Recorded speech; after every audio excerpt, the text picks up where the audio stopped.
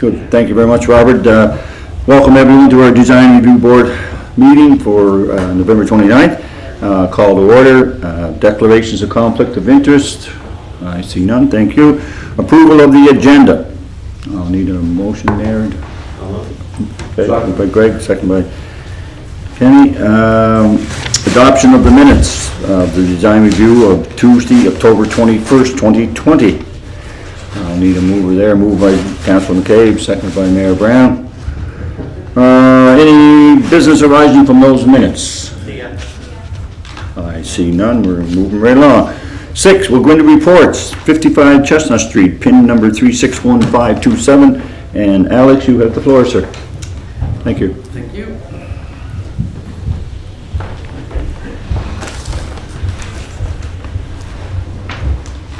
Thank you, Mr. Chair.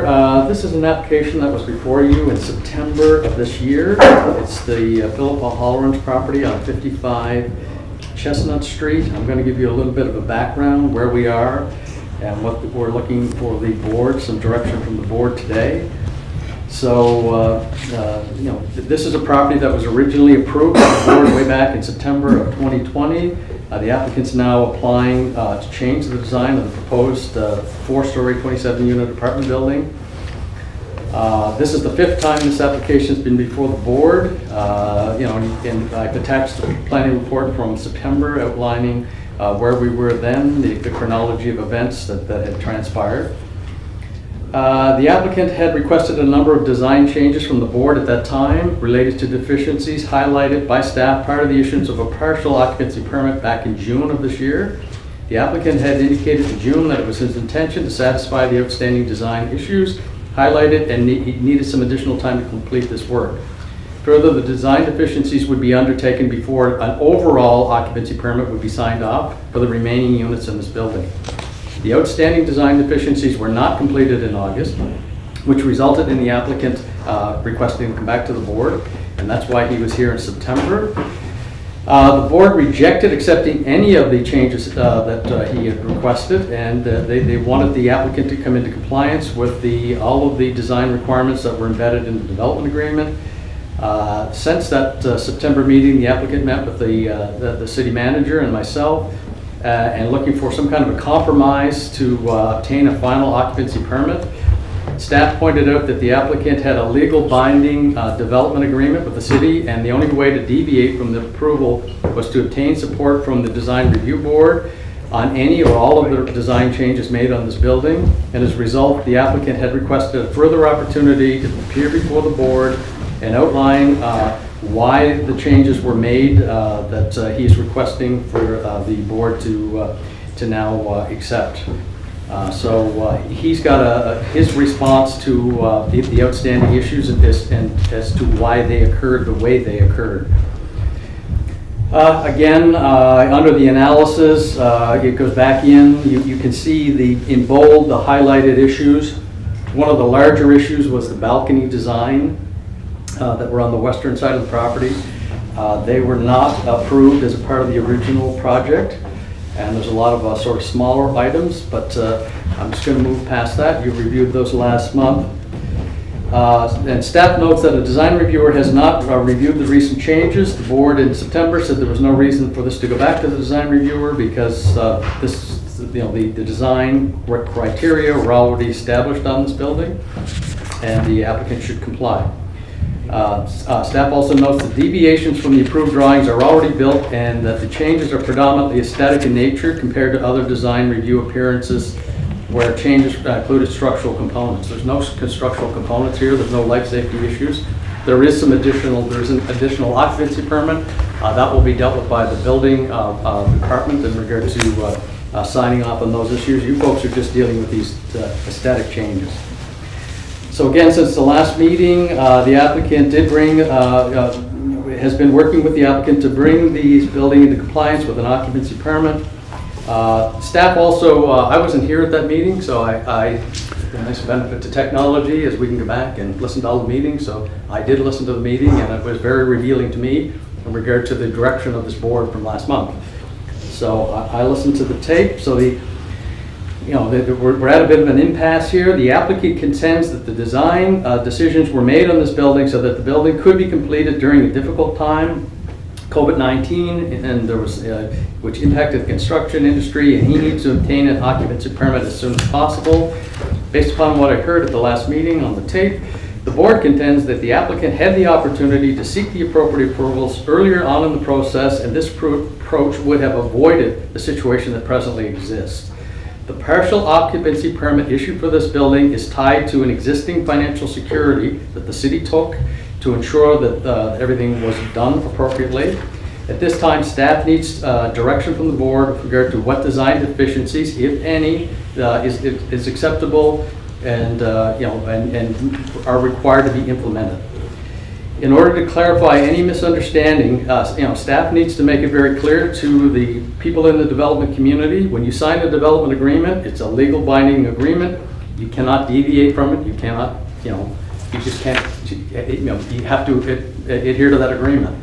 For people like me, that legal binding agreement was prepared at the direction of council, who listened to the community at the time. And again, people come to me and somewhat at times think that I've got the ability to give them relief. I really don't. So I'm just here to see what we can do to get this impasse resolved.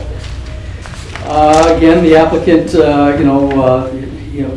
the applicant claims that the design deficiencies are not life safety related. Staff would concur. However, the design requirements must be completed before an occupancy permit is issued. I mean, he seems to be tying the fact that, we're holding up the occupancy permit and they're not related. They are related. The occupancy permit is the last thing the city signs off on to make sure that all things are dealt with on the property. So that's where we are, and that needs to get resolved.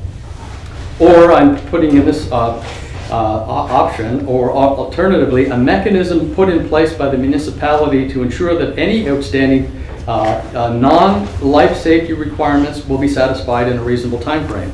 We sometimes have to do that for landscaping on a property. If you're just finishing your project and you're looking for an occupancy permit in November, it's written right on the permit, you must comply by this date, usually end of June, to make sure that that component is done. So we do have a little bit of wiggle room when it's not the applicant's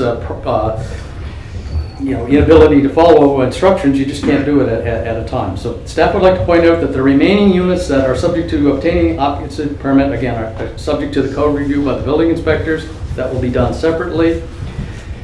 And there are some other outstanding issues that may not pertain to this board, but we're just dealing with the aesthetic design changes. So in order to, again, resolve this issue, we would recommend this following approach. In order to issue an occupancy permit prior to the outstanding issues being resolved, the developer will be required to post a security in the amount requested to ensure the required work is undertaken and completed by June 30th, 2022. As a part of this agreement, the developer will be required to authorize the City of Charlottetown to work on the subject building to complete any outstanding design work that is not completed by that date. So, we need to ensure that whatever the direction is today, that is followed up and gets done. The developer agrees that a third-party estimator provide the city with an evaluation of the cost to complete the required work. It'd be much more beneficial if a third-party person tells us what that work is going to cost in the event that we have to exercise that requirement and send somebody in to finish the work. So we might be much more comfortable with that if that were the direction or the direction we're going to go in. And then the developer has to cover these expenses in regard to preparing this legal agreement, the third-party expense. I mean, that's up to him to get resolved. With regard to the outstanding deficiency list, staff would note that changing the balconies on this project at this stage is problematic. Moreover, this change is not only expensive for the applicant, but it presents issues regarding the life safety during the period the balconies are removed and rebuilt to be cantilevered. It's one of those things. It was a requirement, but they're not at the front of the building. They weren't cantilevered, but in order to cantilever them, there's some people in that building. It's going to require you to go back into some of those units, physically go back into them, create the structure to go out and do the cantilevering. The balconies were on the side of the building. I'm not condoning what has occurred here, but the reality is it's going to be really difficult to go back at this stage. So with just knowing the sensitivities about changing, like if the balconies come down and they're doing the cantilevering, we had an issue in there, I'd be very concerned that, that we got into the situation that we're into.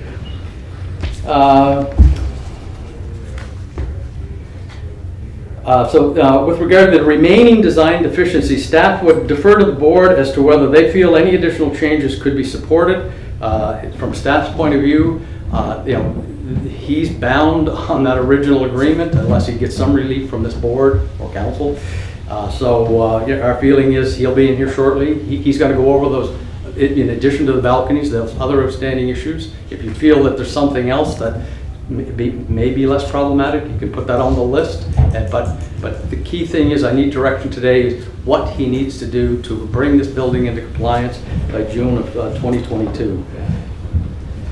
His letter again is attached. So, I give you 4 recommendations. I think he gave 4, yeah. So my recommendation at this stage is to accept the revised 6 balconies and wooden structure posts as constructed on the property and require the applicant to adhere to all other outstanding design deficiencies noted, and that the applicant enter into a legal agreement with the City of Charlottetown outlining when the work will be completed, posting of the sufficient security and the amount to cover the cost of the undertaking, and completing all outstanding design issues, preparation of an independent contractor consultant to calculate the cost to finish the proposed design changes and agree to permit the independent contractor to complete the work on the subject property in the event the work is not completed on the agreed upon date, and the date that I'm suggesting is June of 2022.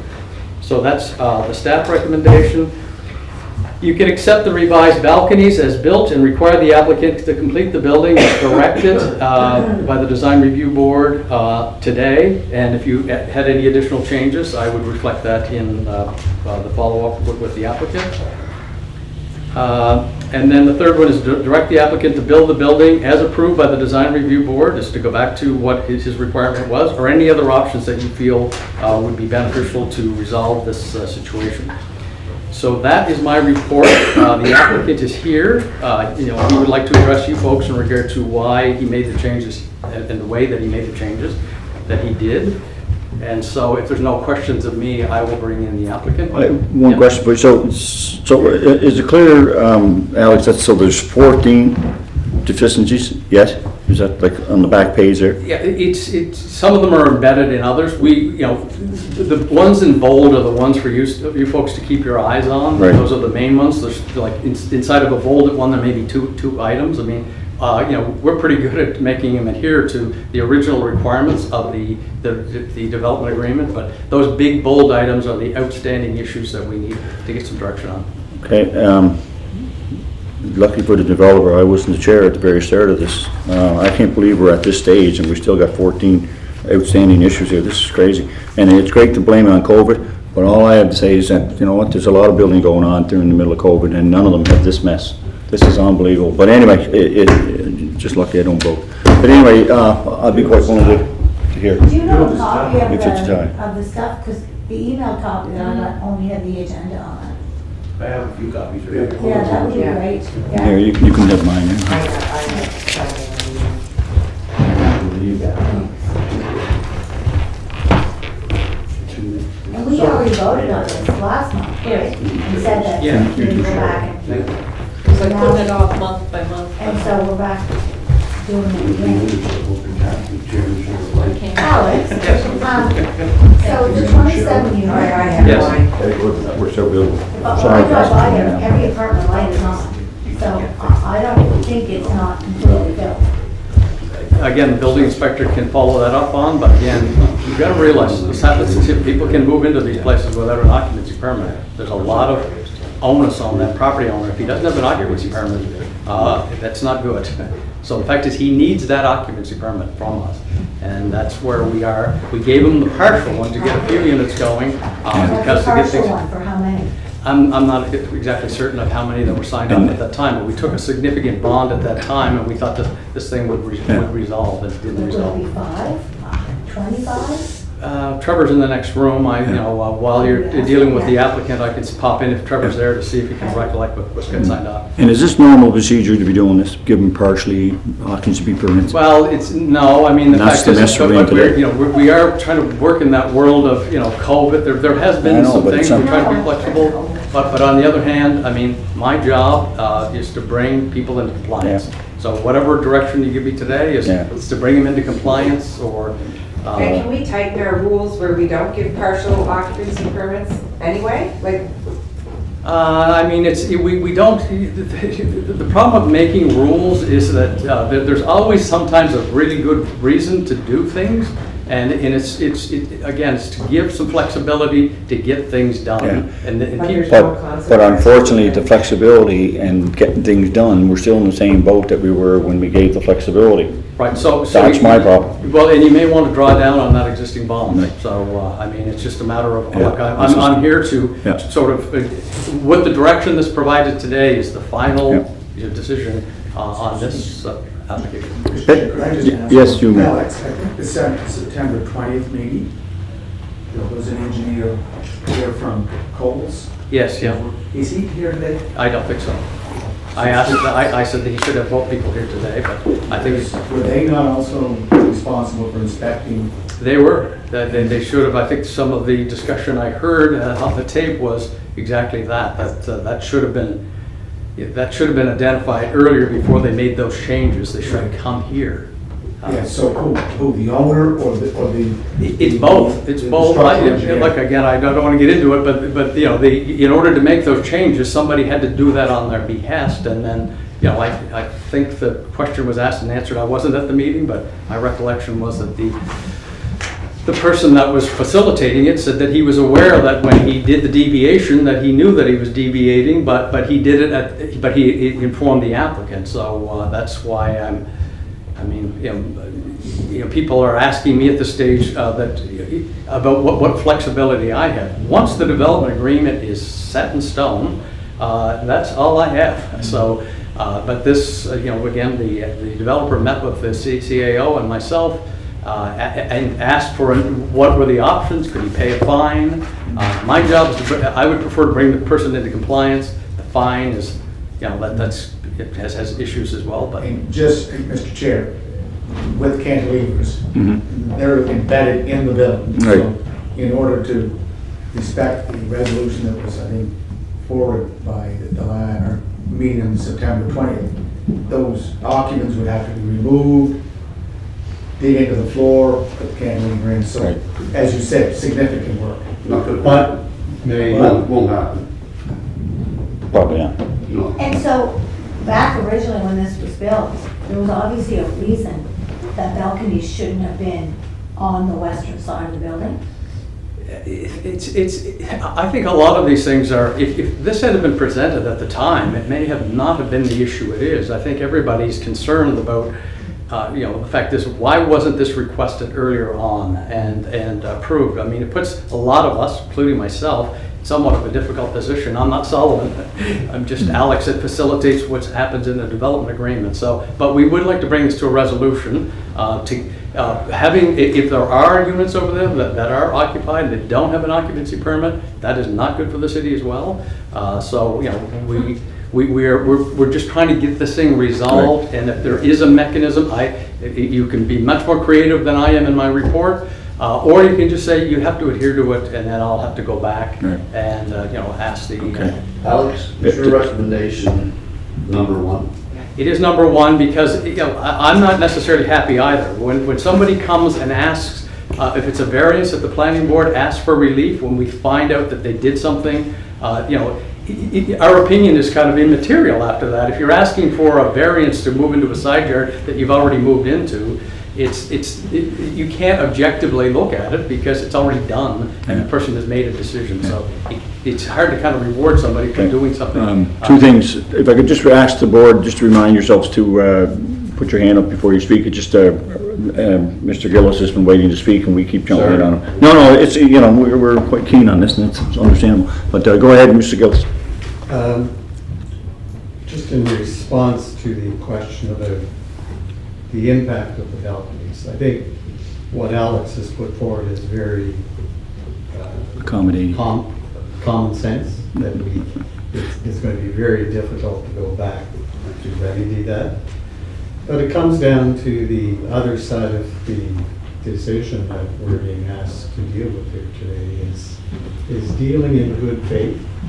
And I probably was very direct with the architect that was representing the client last week, that from a professional standpoint, that individual has a very, very high standard of responsibility.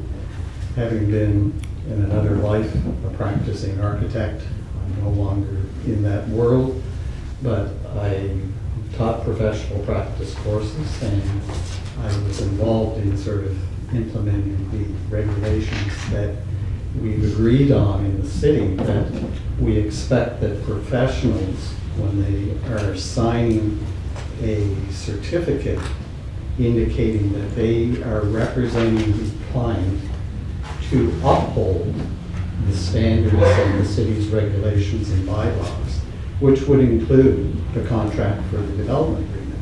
So it doesn't make it right to have somebody say that during COVID, you couldn't come back and talk to the city about a different approach to those balconies. But I think it's the rest of the list that is still troublesome for him. Good, thank you. So we'll bring. Just one final point, Mr. Chair. I want Julie to be able to hear a little bit there. No, I don't have anything to No, say. but I know you don't. she has to leave, so. yeah. I'm just going back to the minutes of that meeting, and the question was asked from the change from cantilever balconies to different material took place. And the question was asked to Mr. McNeil, the engineer from Coles. Right. He responded, it was done at the time the floors were framed, which was about a year and a half ago. Mr. Gillis asked, and this was Mr. Gillis's question, if Mr. McNeil made the change to the design, and Mr. McNeil explained that the firm made the changes as per applicant's advice or direction. So, It's So they're a, both wrong. like. yeah. Who gives either one of them? We got a planning department, I know we're overworked, and then we have an engineer from Coles. Like, where did we miss the? Well, we didn't miss anything. Staff didn't miss anything. Okay. So When you're given a development agreement, I mean, the fact is that is for the applicant. They're signing a fairly significant, who signs a legal agreement Yeah, and then and doesn't says to adhere the to it. bank, you should have told me that I wasn't able to withdraw $2 million. I mean, so the fact is, and then the question is on the building inspections. Building inspectors they just deal with the inspect the building. Oh, I know. This is a part of the development side of it. Planners deal with this, and they do the landscaping, the parking stalls. Building inspectors only inspect the building. So there's some kind of implication. Well, why didn't the building inspectors point it out? The building inspectors are just over there to make sure that the building is safe as designed. But these things all come up as part of the development agreement to get occupancy. So, but wouldn't, Oh, sorry. No, you go ahead. But my point. That your point, My point is Yeah. that the engineer from Coles made the change because the developer asked for the change. And Not the all city. I'm asking is, where was the protocol to ensure that the design review of the design of this building The development. was being respected? Well, the owner of the building, again, I've got to go back to you, he signed a legal agreement that, Right. all of those designs are in the back. You just, these are not just paperwork. right, It's- so what gives Coles, or the inspector, the right to bear off those? That's the question. Well, look, I wasn't at the meeting, but the implication was that they were aware of what they were doing, but they deferred it to the applicant Yeah, to but- resolve it. Well, as we just heard, he's a professional and he should know better. Well, I think in fairness to Mr. McNeil, I don't think he was even working at the company at the time that it was started. So there's probably some explanation for his not knowing, but the owner certainly knew the difference. Yeah. Because they signed Okay. the document and just gave the direction to change it. So, Cool. Thank you. and I don't see how it's relevant to talk of the COVID conditions, No. because I understand a little bit about construction and the economics. And like I say, the primary reason was to put the balconies in there. without cantilevering was a cost issue. Of course it would be, But yeah. that's really a shortcut. Okay, anyway, let's bring in Mr. Holloman, Okay. if everyone's okay.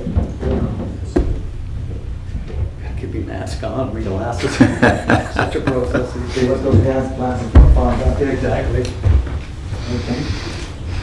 What's up, Bill?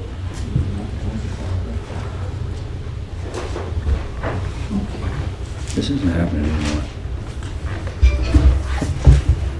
I'm telling you.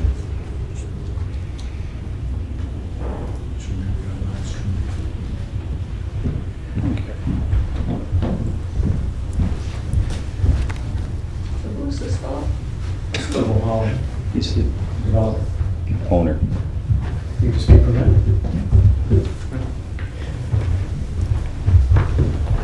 Come on in, folks. We might seem cranky, but we're not that big. I'm Philip O'Halloran. This is my wife Jackie. We're the owners of the property. So, thank you for the opportunity to come and speak with you directly. I didn't realize that the design review committee was open to the public. I thought it was kind of a closed forum.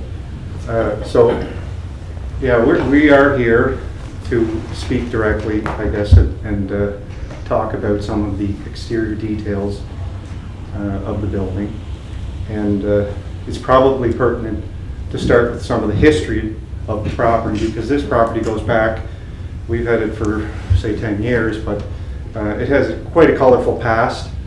And since we got involved, it seemed a redevelopment was really the only option to sustain it, I guess, because the condition, as we had it, it had run its course, I'll say, in its previous life. And we have gone to the design reviewer, or the design review committee. I think this is our 5th visit with the, as Alex mentioned in his report pertaining to this specific property, as it was proposed originally in one development, and it ultimately ended up going back again as 2 developments. The first building at Passmore, and then the early attempt on the Chestnut side, and then we went back again with a redesign, which I understood, and I think there was some comment on the balcony there. I understood it was dealt with at that point, but, and I'll give you the background to it. So we had the foundation permit was issued in 2 phases because of a parking component that would have been required to remain in place for the Passmore building. So again, that was a more difficult approach, to have to put the foundation in 2 phases. But as we were backfilled and we started the first floor framing, it was very evident as we got to the 2nd floor, and it was evident to me, I think it was in February, on the west side of the building, in that alcove in the back of the property, we were putting plywood on the wall, and it was very warm, very, very warm. And that was the original stairwell as it was designed in the floor plate. And at that time we decided, which was back to an earlier discussion, was where it was the preferred place to have that stairwell, which ultimately was moved, and then we ended up moving it back.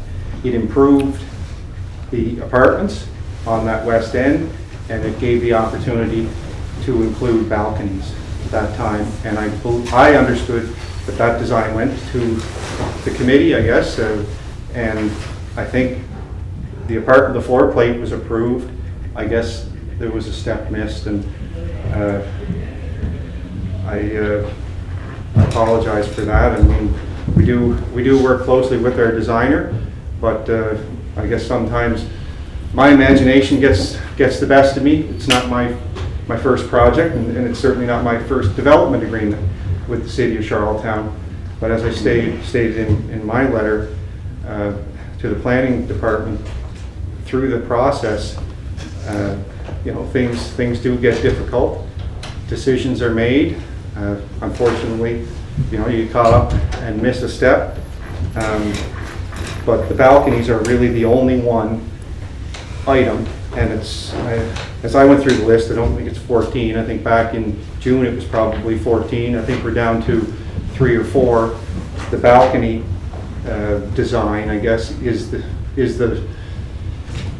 one the ship has sort of sailed on, and it just comes down to the framing. It's not that it was any more expensive or easier to do. It's just the way it ended up getting done. And I guess to address that one, we've come back to ask the committee for, you know, your imagination and acceptance to see that I think we have a nice product. I mean, it's an apartment, it has a balcony. How do we incorporate the wood framing into the design? And the balconies at the back, you can't even really see them from any property, let alone the street. But that's the one that I really can't remove. I'd have to almost tear the building down or can't change. But if you'd like to go through my reply, I guess, to the deficiency letter that came from the planning department.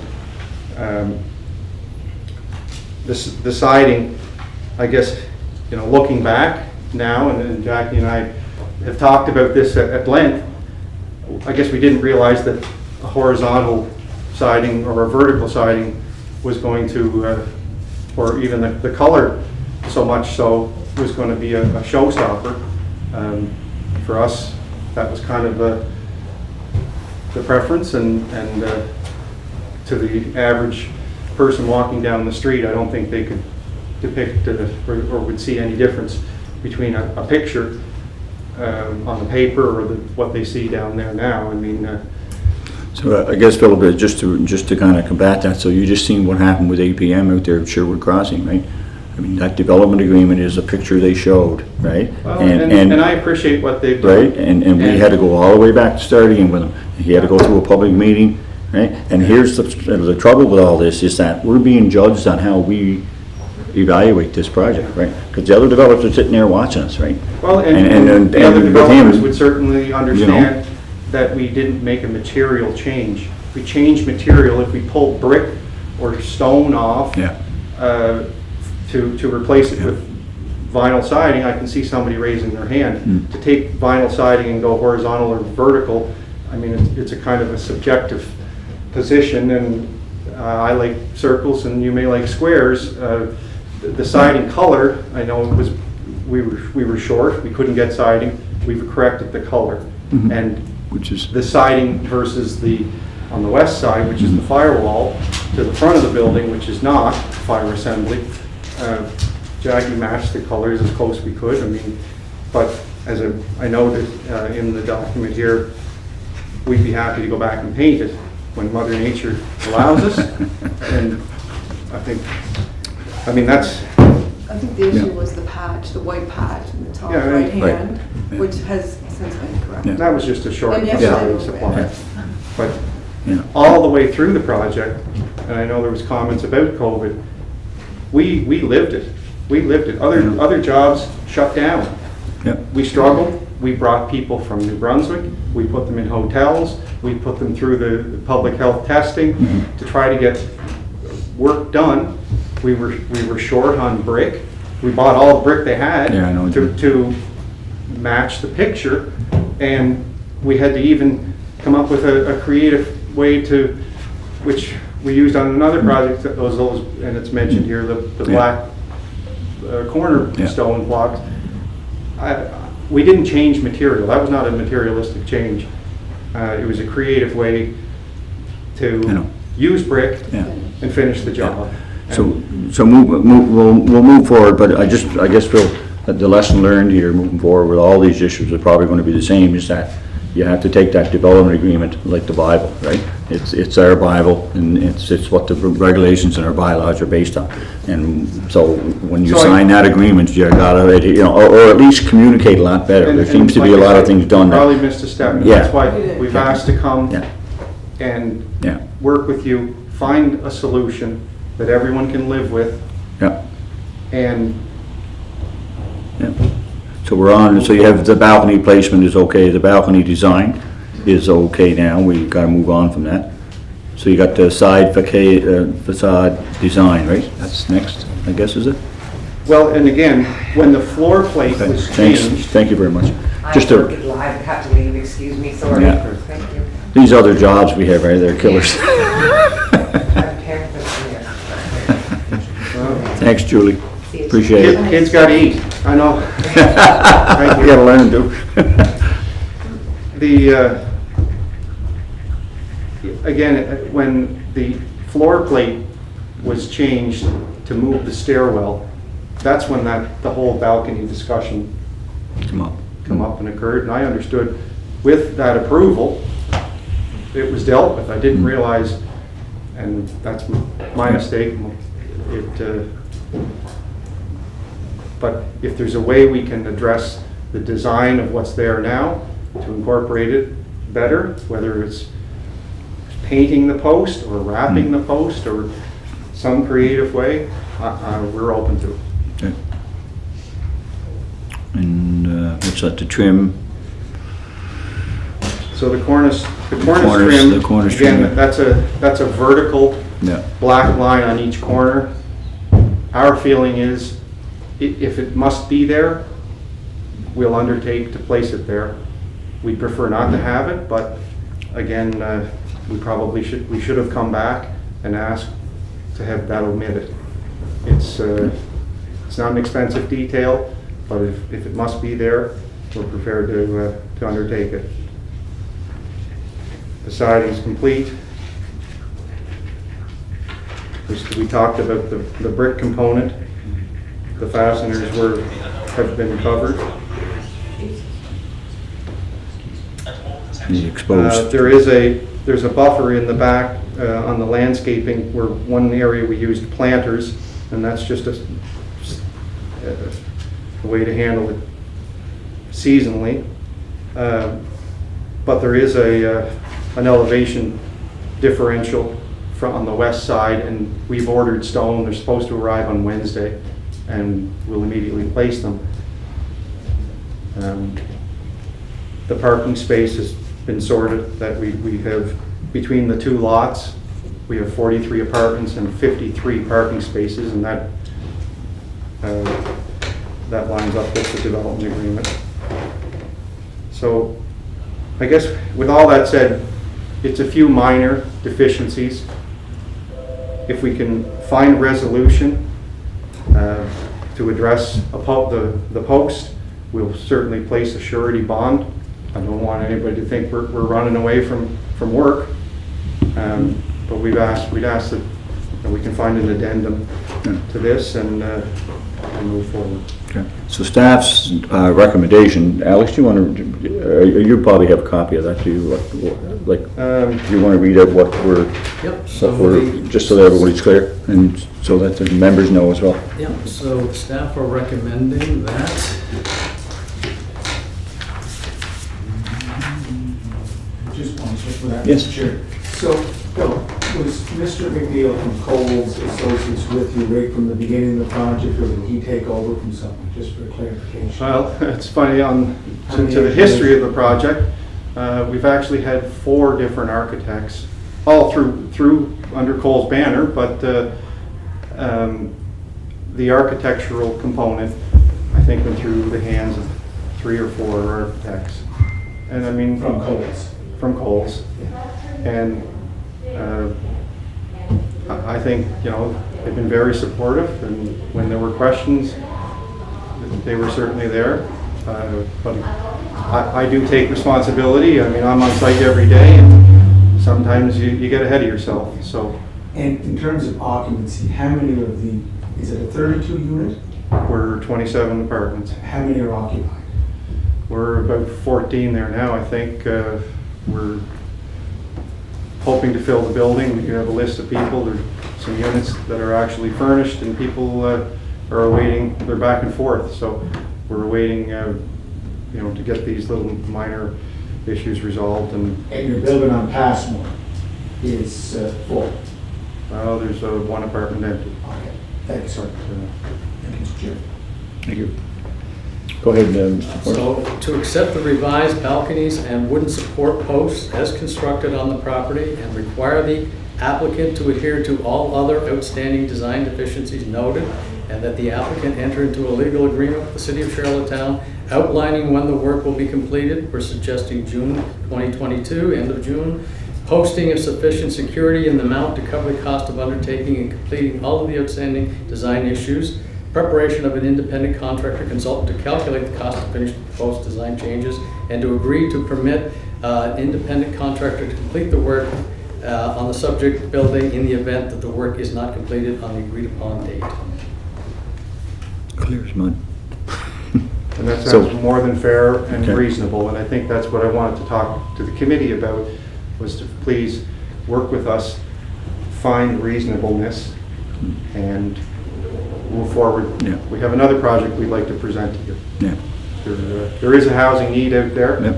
I've been fortunate enough to work on a lot of projects, and we've delivered a lot of different housing options to the downtown core, and we have another one that we'd like to bring to your table, so. So, any other questions for Mr. So, I'm getting this correct, you're okay with what Alex said? Very reasonable. Okay. Good. Thank you. Any other questions? Anybody else?